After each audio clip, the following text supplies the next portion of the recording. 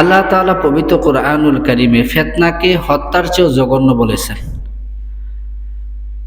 হত্যাটা মানুষ যখন করে তখন একজন ব্যক্তি ভিকটিম হয়, সর্বোচ্চ একটা পরিবার কি হয়, ভিকটিম হয় বা ক্ষতিগ্রস্ত হয়।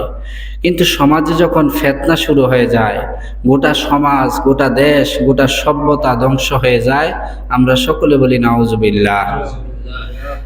আল্লাহ তাআলা পবিত্র কোরআনুল কারীমের সূরা বাকারা 217 নম্বর আয়াতে বলেছেন, আল ফিতনাতু আশাদ্দু মিনাল কতলিম। আল্লাহ তাআলা বলেছেন ফিতনা হচ্ছে হত্যার চেয়েও জঘন্যতম, হত্যার চেয়েও নিকৃষ্ট। যেই হত্যার মাধ্যমে মানুষ শুধু ব্যক্তিগতভাবে ক্ষতিগ্রস্ত হয়, আর ফিতনার মাধ্যমে একটা সমাজ, একটা সভ্যতা, একটা দেশ, একটা মহাদেশ, গোটা বিশ্ব ধ্বংস হয়ে যায়। বলুন নাউজুবিল্লাহ।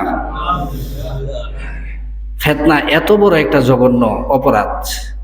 এই ফিতনাগুলা কি? আল্লাহ রাসূল সাল্লাল্লাহু আলাইহি ওয়াসাল্লাম যাকে ধরে নামাজ শিখিয়েছেন, ওই সাহাবীর নাম ছিল হযরত হুযায়ফা রাদিয়াল্লাহু তাআলা আনহু। তিনি বিশাল একটা হাদিস বর্ণনা করেছেন। ওই হাদিসের মধ্যে তিনি ৭২টা, কয়টা? ৭২টা ফিতনার কথা তিনি বলে গেছেন যে কিয়ামতের আগে এই ৭২টা ফিতনা সমাজের মধ্যে, মুসলিম সমাজ হোক অমুসলিম হোক, গোটা বিশ্বের মধ্যে প্রকাশ পাবে। বলুন নাউজুবিল্লাহি মিন যালিক। হযরত হুযায়ফা রাদিয়াল্লাহু তাআলা আনহু তিনি বলেন, আল্লাহ রাসূল সাল্লাল্লাহু আলাইহি ওয়াসাল্লাম আমাদেরকে বলে গেছেন, হে আমার সাহাবারা, তোমরা কিভাবে বুঝবা তোমরা ফিতনার যুগের মধ্যে আছো? তখন আল্লাহ রাসূল সাল্লাল্লাহু আলাইহি ওয়াসাল্লাম তিনি বলেছেন, তোমাদের সমাজের মধ্যে, রাষ্ট্রের মধ্যে, তোমাদের এলাকার মধ্যে, পৃথিবীর মধ্যে যখন দেখবে এই ৭২টা আলামত তোমাদের মাঝে প্রকাশ পেয়ে গেছে, অথবা তার কিছু প্রকাশ পাইছে, কিছু এখনো প্রকাশ পায় নাই, তখন মনে করবা ফিতনার যুগ শুরু হয়ে গেছে, অথবা ফিতনার যুগ পরিপূর্ণ হয়ে গেছে। তখন তোমরা নিজেদেরকে এই ফিতনাগুলা থেকে বাঁচিয়ে রাখবা। আর যদি বাঁচিয়ে রাখতে পারো, তোমাদেরকে আল্লাহ তাআলা আখিরাতের ফিতনা থেকেও হেফাজত করবে। বলুন সুবহানাল্লাহ, বলুন আলহামদুলিল্লাহ। তার মধ্যে ১ নাম্বার যে ফিতনা, ওইটার কথা বলা হয়েছে যে মানুষ এর ভিতরে ফিতনার যুগের মধ্যে ১ নাম্বার ফিতনা হচ্ছে মানুষ নামাজে ডাকাতি করবে। বলুন নাউজুবিল্লাহি মিন যালিক। ১ নাম্বার ফিতনা হচ্ছে নামাজে চুরি করবে না। চুরি করে কারা? যারা নামাজ পড়ে তারাই তো চুরি করে, কিন্তু যারা নামাজ পড়ে না তারা কি চুরি করে? তারা ডাকাতি করে। যেই সমাজের মধ্যে দেখবা অধিকাংশ মানুষ নামাজে ডাকাতি করে, মনে করবা ওই সমাজের মধ্যে ফিতনা ছড়িয়ে গেছে। দিনের পর দিন, মাসের পর মাস, বছরের পর বছর একটা মানুষ নামাজ না পড়া থাকে কিভাবে? তার কি শরম লাগে না? লজ্জা লাগে না? সে কেন এই সমাজের মধ্যে বসবাস করে? কেন সে আল্লাহর দেওয়া নিয়ামতগুলো ভক্ষণ করে? তার কি হায়া, লাজ, শরম নাই? আল্লাহ তাআলার এই মহান নিয়ামত সে কিভাবে লুকমা দিয়ে পেটের মধ্যে বুড়া আর নামাজ কাজা করে, আবার নিজেকে দাম্ভিকতার সাথে প্রকাশ করে।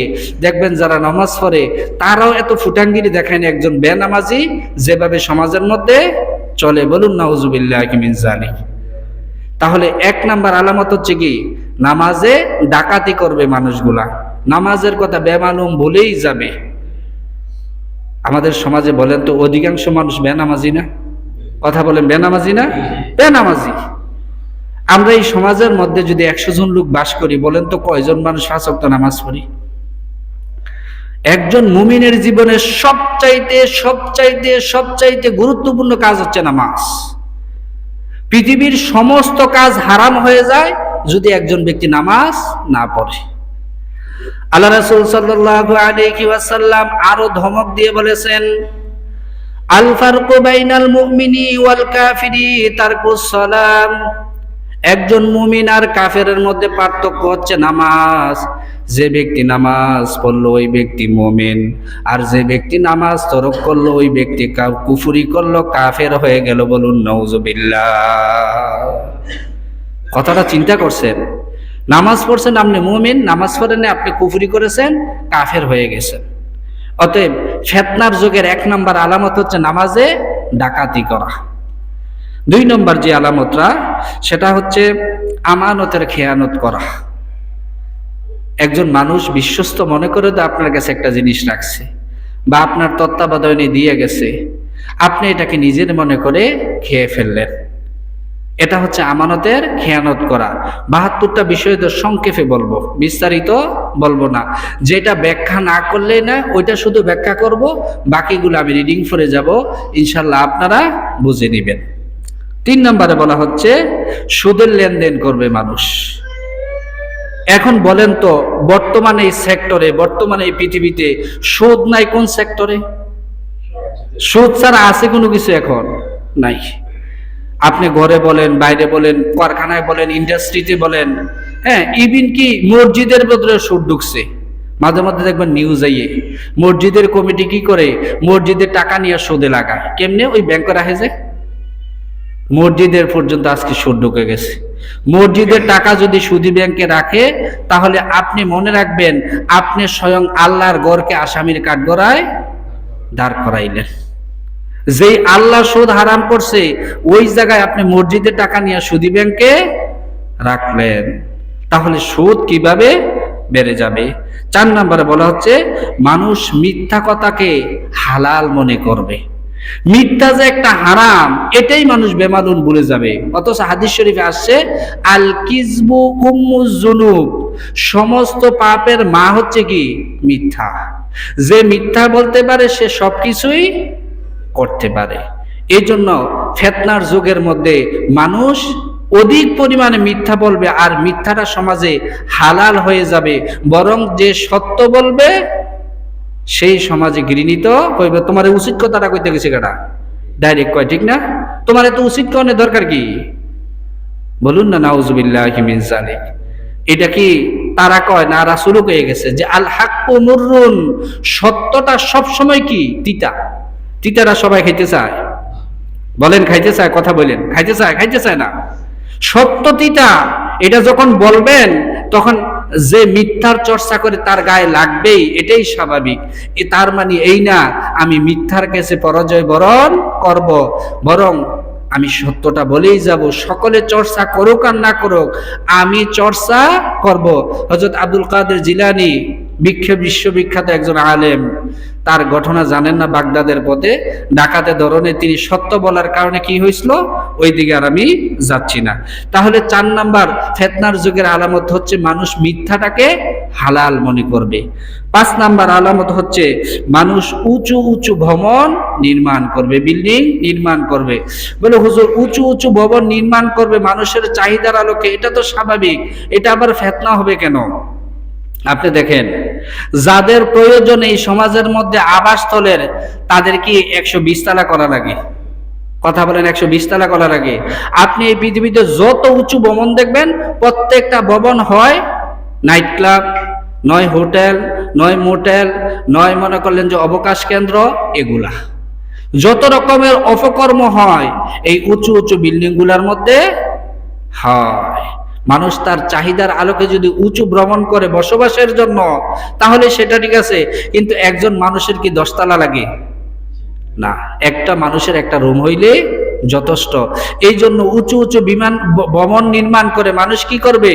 গর্ব করবে, অহংকার করবে। দেখো কুলাইবে তোমার, বুইরাঙ্গুলা দেখাইয়া কয়। বলুন নাউজুবিল্লাহি মিন যালিক। আমার দরকার না, আমার সনের ঘরে বালা। যেই ঘরের মধ্যে কি ঢুকবে? মসজিদের আজান ঢুকবে। আমার সাউন্ড প্রতিরোধক গ্লাসের দরকার নাই, আমার হাওয়াও আসবে, জ্বরও আসবে, তুফানও আসবে, মসজিদের আজানের আওয়াজও আসবে। দেখেন একজন মাতি আজকে বিল্ডিং গুলো কিভাবে নির্মাণ হয়, মসজিদের লোকের ঘর, কিন্তু আজান দিলে শুনে না। তার কারণ এমন ভাবে আজকে বিল্ডিং গুলা তৈরি করি, আমাদের ঘরের মধ্যে কোনো আওয়াজে হয় না, বাইরে দিয়ে সব শেষ হয়ে যায় কিন্তু আওয়াজ ঢুকে না। অতএব উঁচু উঁচু বিল্ডিং করা, তা নিয়ে গর্ব করা, এর মধ্যে ফিতনা সৃষ্টি করা, খারাপ কাজ করা, বার করা, নাইট ক্লাব করা, ফাইট ক্লাব করা, ক্যাসিনো করা, এগুলা হচ্ছে ফিতনার আলামত। বলুন নাউজুবিল্লাহি মিন যালিক। 6 নাম্বার হচ্ছে গুরুত্বপূর্ণ, সেটা হচ্ছে মানুষ দিন বিক্রি করে দুনিয়া উপার্জন করবে। মানুষ ধর্মটাকে ব্যবসা বানাই লেব। এটার বেশি উদাহরণ এখন আর দেওয়া লাগে না। কি রে বাবা, তোমার কাছে দেখা করতে 3000 টাকা নজরানা লাগবে কেন? রাসূলের কাছে দেখা করতে কয় হাজার দিনার দিছিল সাহাবায়ে কেরামরা? তোমার কাছে মাসালা জানতে হইলে আগে কি করতে হবে? রিসিট। ইদানিং রিসিট শুরু হয়েছে। ডাক্তার কয় ফতুয়া কি যুক্তি কোকে, ডাক্তারের কাছে যখন কোন রোগের পরামর্শের লেগে যান তখন কি আপনাকে ফ্রি দেখা? না, আপনি মাসালার সমাধান নেবেন, আপনি টিকিট কেটে আসেন। কত বড় মুফতি এবার হয়েছে বলুন, নাউজুবিল্লাহি মিন যালিক। দিনটাকে কি করছে? দুনিয়া উপার্জনের মাধ্যম বানাই নিছে। একটা ওয়াজে যাইবেন, আপনার 80,000 টাকা কেন লাগবে? হ্যাঁ, আমি বলছি না যে আপনাকে 10,000 টাকা দিবে, এটাও আমি বলছি না। যৌক্তিক একটা হাদিয়া আপনাকে দিবে, কিন্তু আপনি 1 লাখ টাকা কেন দাবি করবেন? আবার বলবেন আগে 50,000 টাকা আমাকে অগ্রিম পাঠাও। আরো কি আমরা হুজুরে আপনাদের দেওয়া খাবার খাবে না, হুজুরের মেডিউল হচ্ছে এই, হুজুরের জন্য এই এই জিনিসগুলো আগে কিনতে হবে, আপনার আগে টাকা পেড করেন, আমরা অমুক হোটেলের ভিতরে যাইয়া খাবারটা আগে হুজুরের জন্য রেডি করব, আর হুজুরে এগুলা কি করবে? ওই ওয়াজের পরে খাইবে, নয় ওয়াজের আগে খাইবে, জবাই করবে এই সমস্ত আলেমদেরকে। এই সমস্ত ওয়াইজদের থেকে মানুষ হেদায়েত পাবে না। বিভিন্ন জায়গায় এখন দেখি এই সমস্ত ওয়াইজদেরকে মানুষ পিটায়। দিন শিক্ষা দিছে সাহাবায়ে কেরামরা খাইয়া না খাইয়া। একটা মসজিদের ইমামের বেতন কত? আপনি প্রতি সপ্তাহে কি ওয়াজ তার থেকে শুনেন? যাকে 1 লক্ষ টাকা দিয়ে আনবেন এই ওয়াজ সে শোনায়। মসজিদের ইমামের বেতনটা আপনি 500 টাকা 1000 টাকা দিতে পারেন না, একজন ওয়াইজের নিয়ে 1 লক্ষ টাকা দেন। আর এই ধরনের ওয়াজ তো তারা করবে, কারণ তারা ইসলামকে ভালোবেসে তারা দিন শিক্ষা দেয় না, বরং তারা দুনিয়াকে পাওয়ার জন্য দিন শিক্ষা দেয়। অতএব ওই ব্যক্তিও পথভ্রষ্ট হবে, যারা শুনবে তারাও পথভ্রষ্ট হবে। আজকে আমি দীর্ঘদিন পর্যন্ত অনেকে অভিযোগ করে, হুজুর একটা মাহফিলও করতে পারেন না। আমি কেন, না, আমার এলাকার কোনো মাহফিলের দরকার নেই। আমি প্রতি জুম্মায় যে আলোচনা করি এগুলো আমার মুসল্লি অত্যন্ত গুরুত্ব সহকারে শুনে। আমি বিশ্বাস করি আমার 10,000 শব্দের ভিতরে যদি একটা শব্দ এক জুম্মা আলোচনা শুনে আমার মুসল্লিরা, এটাই যথেষ্ট। তো অতএব আমার মাহফিলের কোনো দরকার নাই। সম্মানিত উপস্থিতি, অতএব দিন শিক্ষা দিবে মানুষ দুনিয়াকে উপার্জন করার জন্য। 7 নাম্বার হচ্ছে মানুষ আত্মীয়তার সাথে, আত্মীয় স্বজনের সাথে বাজে ব্যবহার করবে। আত্মীয় স্বজনের সাথে সুসম্পর্ক রাখবে না। ভাইয়ে ভাইয়ে, বইনে বইনে, তারপরে বাবা মায়, মায় বাবায়, এই যে একটা বিশৃঙ্খল অবস্থা বর্তমান সমাজের মধ্যে, এটা হচ্ছে ফিতনার একটা আলামত। যদি হচ্ছে যে ভাই আমার পোলাফাইনের কি স্কুলটা বন্ধ দিছে, আমি তো 2টা দিন তোমরা বেড়াইতাম, না তোমার ভাবিও তো যাইবে আরেক জায়গার ভিতরে, শেষ, এই সুমনটা কালা হয়ে গেছি গিয়া। আর যদি 2 দিন আইয়া 2 দিনের বেশি 3 দিন থাকতে পারে তো ওই দোষ আসছে, বিপদে পড়ছে। আত্মীয়র বিপরীতে আত্মীয় নাকি যদি খোঁজে, বলে আমাকে কিছু টাকা হাওলাত দাও, আমাকে এই বিপদ থেকে উদ্ধার করো, সারছে। আর এরপরে আর মুখটাও কি মোবাইলও আর রিসিভ করে না। এই যে আত্মীয় স্বজনের সাথে বাজে ব্যবহার করা, তাদের সাথে সুসম্পর্ক না রাখা, এটাও হচ্ছে কি ফিতনার আলামত। বলুন নাউজুবিল্লাহি মিন যালিক। 8 নাম্বার আবু হুযায়ফা রাদিয়াল্লাহু তাআলা আনহু তিনি যেটা বলেছেন সেটা হচ্ছে মানুষ সামান্য বিষয়ে রক্তপাত করবে। তার একটাই কারণ, সেটা হচ্ছে মানুষের মধ্যে ধৈর্য থাকবে না। একজনে একটা কথা কইলে কইছে আর কি, হয়তোবা সে মজা কইরা কইছে, হয়তোবা সে আপনার সাথে একটু মজা করার জন্য কথাটা বলছে, আর এটাকে আপনি সিরিয়াস নিয়া এই যে শুরু করলেন তহাতই থেকে আতাহাতি, আতাহাতি থেকে ফারাফারি, ফারাফারি থেকে খুনাখুনি। বলুন নাউজুবিল্লাহি মিন যালিক। ঠুনকো একটা বিষয়, সাহাবায়ে কেরামকে পিটাইছে, রক্তপাত করাইছে, কোবাইছে, রাসূলকে চট দিছে, ইহুদিকে বলছে বাবা তুমি ব্যথা পাইছো। সেই নবীর উম্মত আমরা, আর আমরা কি করি? উজ্জা যাইয়া লাগি। হ্যাঁ, আমার কি পেশি শক্তি কম নেই? আমার কি টিয়ার শক্তি কম নেই? মামলা দেখাও, এই দেখাও, এই দেখাও, পুলিশ আমার হাতের ভিতরে আছে। তো অতএব সামান্য বিষয়ে মানুষ কি করবে? রক্তপাত করবে। বলুন নাউজুবিল্লাহি মিন যালিক।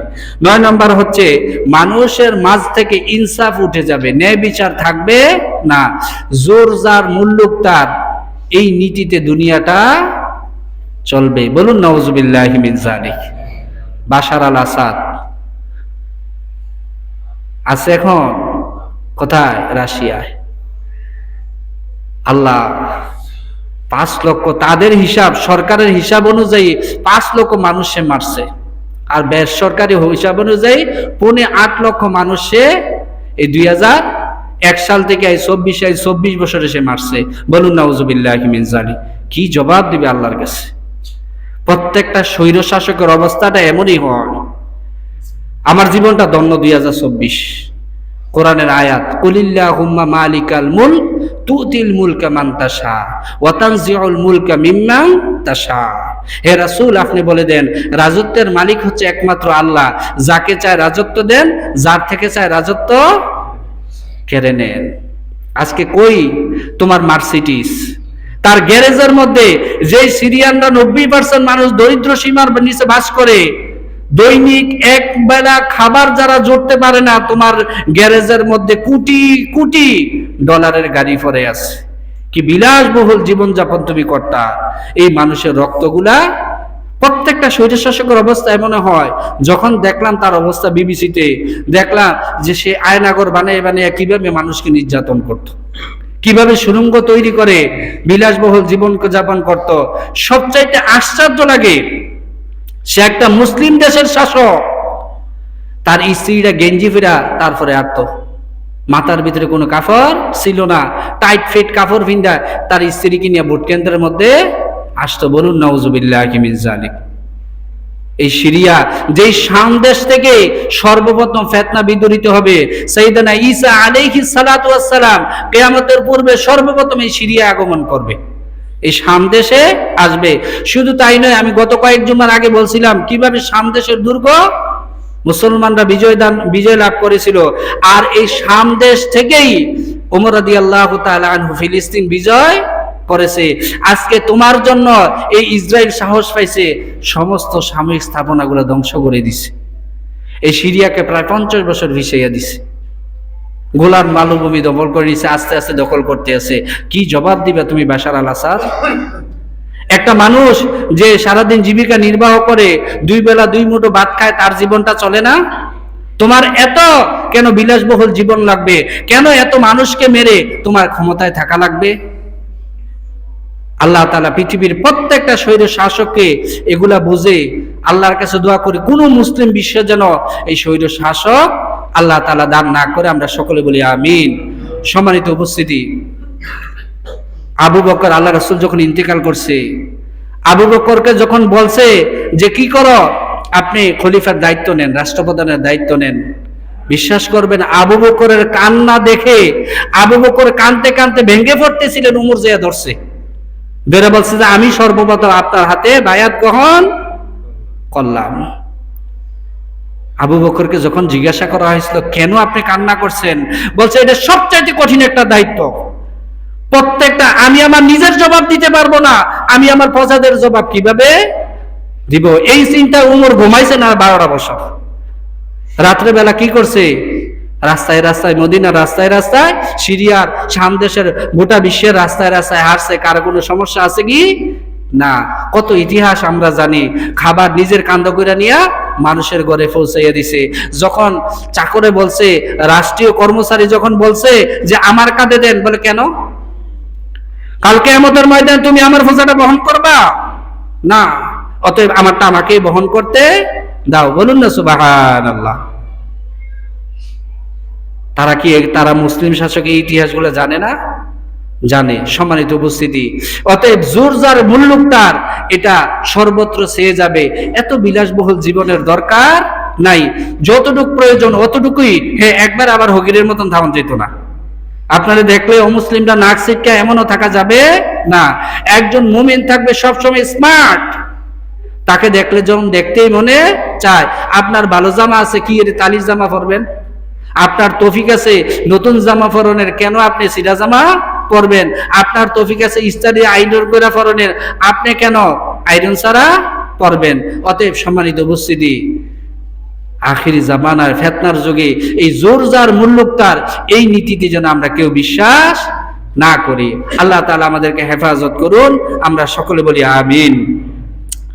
আল্লাহ রাসূল সাল্লাল্লাহু আলাইহি ওয়াসাল্লাম 10 নম্বরে যেটা বলেছেন যে ফিতনার জামানায় মানুষ সত্যটাকে জোর করে মানুষ মিথ্যাটাকে জোর করে সত্য বানাইবে।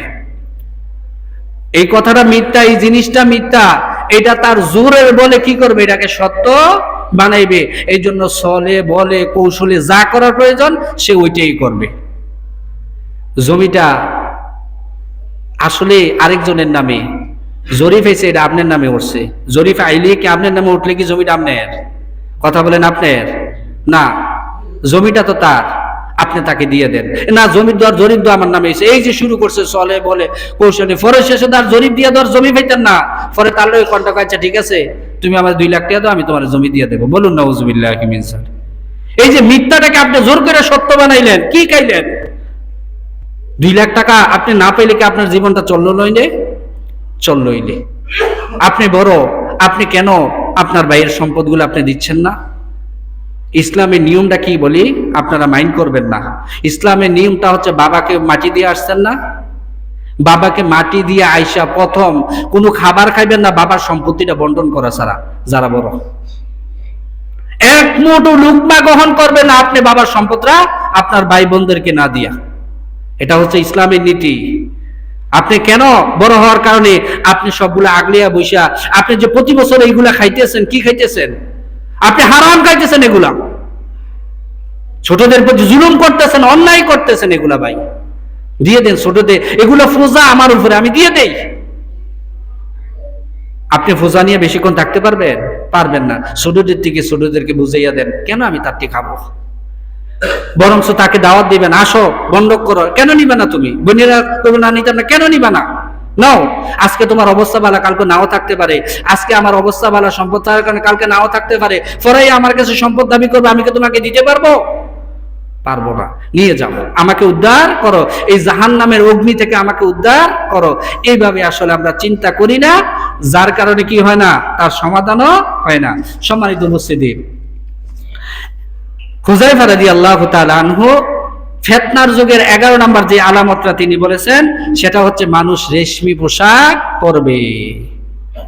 রেশমি পোশাক পরা পুরুষের জন্য কি হারাম না? রেশমি পোশাক পরিধান করবে। এখানে রেশমি পোশাক যদিও হাদিসের মধ্যে আসছে, মুহাদ্দিসিনে কেরামরা বলছে মানুষ পোশাক নিয়ে গর্ব করবে, পোশাক গাও দিয়ে আরেকজনকে হীনমন্য করবে। যে একটু তুলনামূলক কম দামি পোশাক পরে তার দিকে হীনমন্যতার দৃষ্টিতে তাকাবে, মনে হচ্ছে পোশাকটা পরে সে আর জমিনে নেই, আকাশে উঠতেছে। অতএব রেশমি পোশাক পরা মানে পোশাক নিয়ে দাম্ভিকতা করা, অহংকার করা। ভালো পোশাক পরা এটা সুন্নাহ, নতুন পোশাক পরা এটা সুন্নাহ। উত্তম পোশাক পরে মসজিদে আসছে, আল্লাহ কোরআনে বলছেন এটা আল্লাহর হুকুম।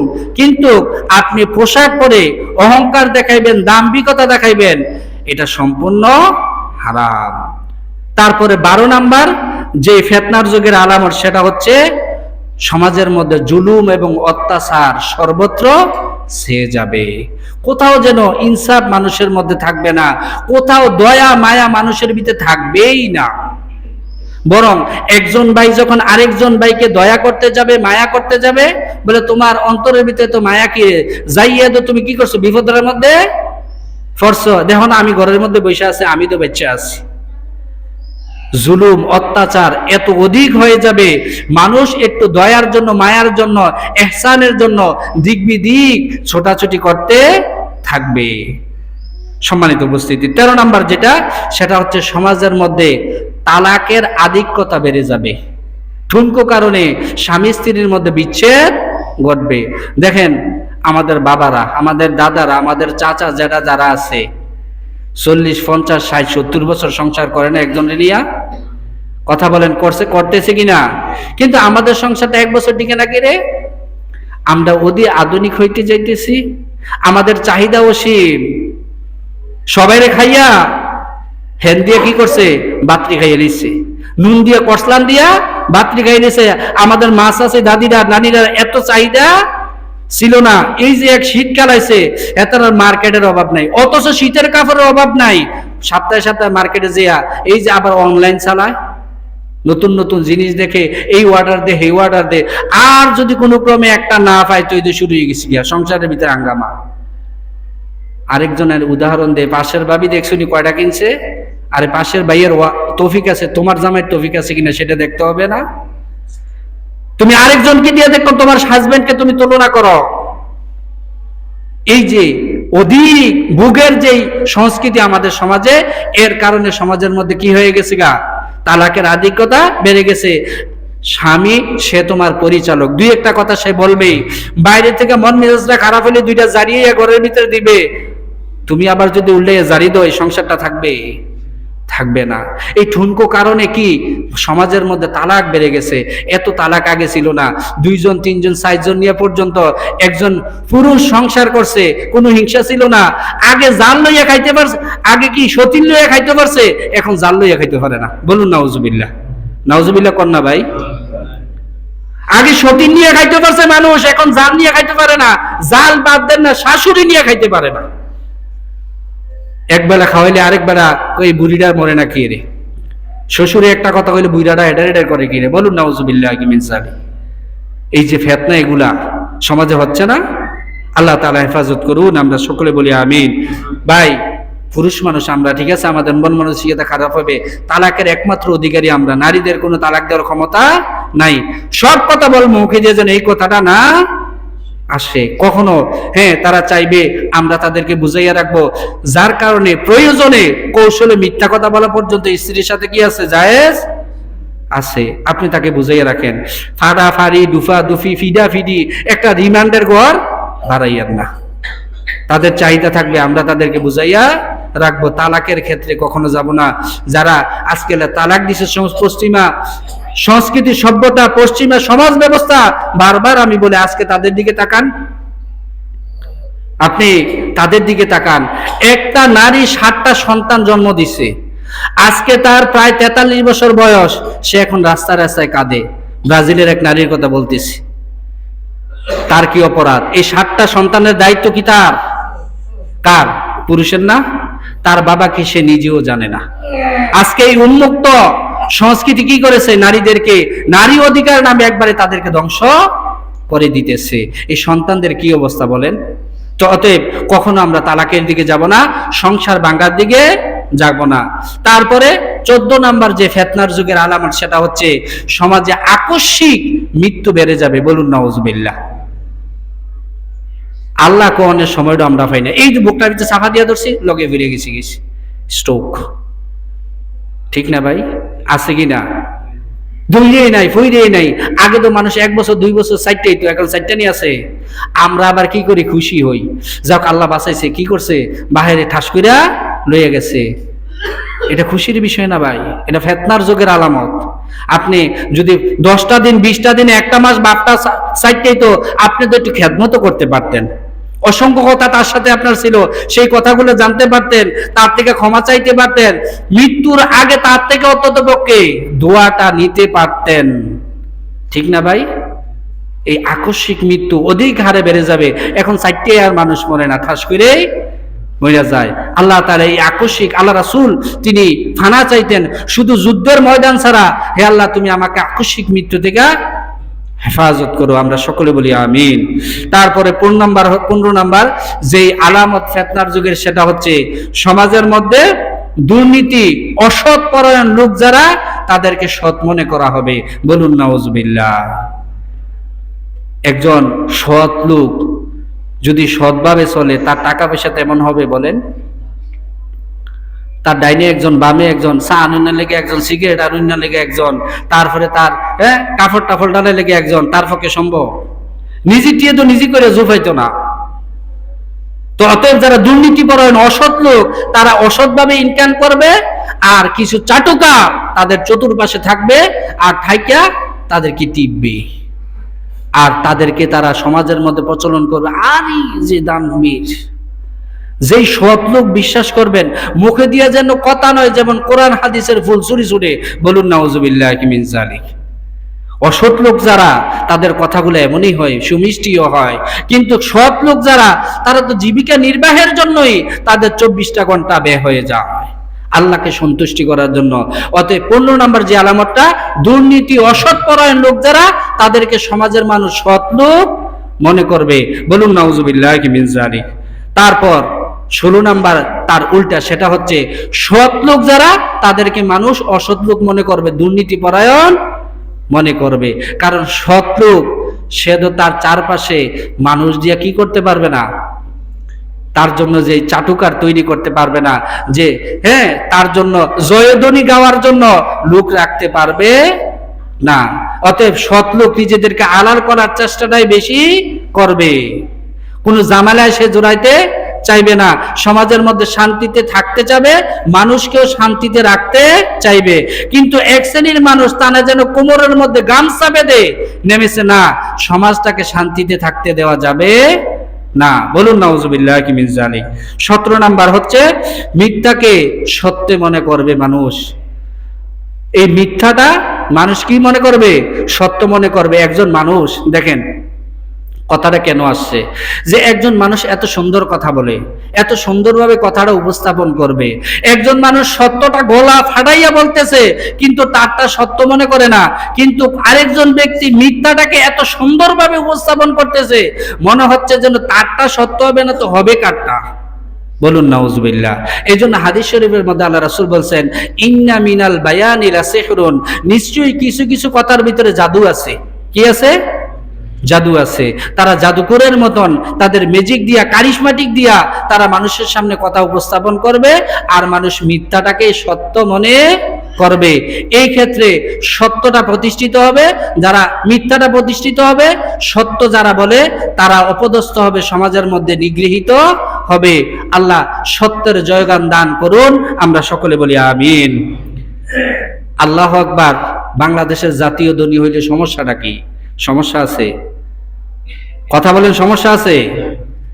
প্রত্যেক দিন 5 ওয়াক্ত আজান যেই ধ্বনির মাধ্যমে শুরু হয়, ওইটা জাতীয় স্লোগান হইলে সমস্যাটা কি? সম্মানিত উপস্থিতি, কিন্তু এক শ্রেণীর মুসলমান আরেকটা বাক্যকে জাতীয় ধ্বনি বানানোর জন্য উঠে পড়ে লেগেছে। ওইটা তো হিন্দুদের দেবতার নামের আগে জয় শব্দটা ব্যবহার করা হয়, জয় মা কালী, জয় মা অমুক, জয় মা তমুক, তাই না? কিন্তু আল্লাহু আকবার প্রত্যেকটা মুমিনের অন্তরের মধ্যে এটা আছে। কিন্তু তুমি মুমিন হইয়া কেন এটাকে নিয়ে তুমি পেট্রোনাইজ করো, ডিসকিস করবে না। আল্লাহু আকবার মানে কি? আল্লাহ বড়।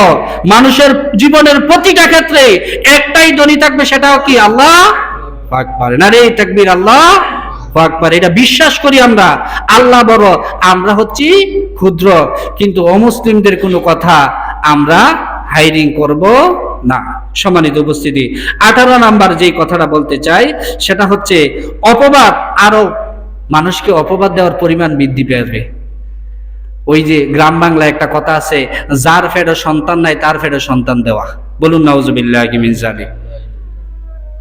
আর কি আশ্চর্য বিষয়, একটা মানুষ এই ঘটনার সাথে জড়িত না, তার সাথে তার কোনো সম্পর্ক নাই, কোনো কিছু নাই, কিন্তু তাকে আর তার জন্য আপনি মিথ্যা একটা রটনা, কার থেকে কে শুনলেন না শুনলেন এটা শুনেই আপনি সমাজের মধ্যে প্রচলন করতে শুরু করলেন। আল্লাহ রাসূল সাল্লাল্লাহু আলাইহি সাল্লাম বলেছেন যে একজন ব্যক্তি মিথ্যা বলার জন্য এটাই যথেষ্ট যে একজন ব্যক্তি তোমার কাছে বলছে আর তুমি শুনে এটা প্রচার করতে শুরু করলা। বলুন নাউজুবিল্লাহ। এটাই মিথ্যা হওয়ার জন্য যথেষ্ট। আল্লাহ তাআলা কোরআনে বলছেন যে হে ঈমানদারগণ, যখন কোনো ফাসিক তোমাদের সামনে কোনো সংবাদ নিয়ে আসে, তোমরা এটাকে যাচাই বাছাই করে তারপরে প্রচার করো।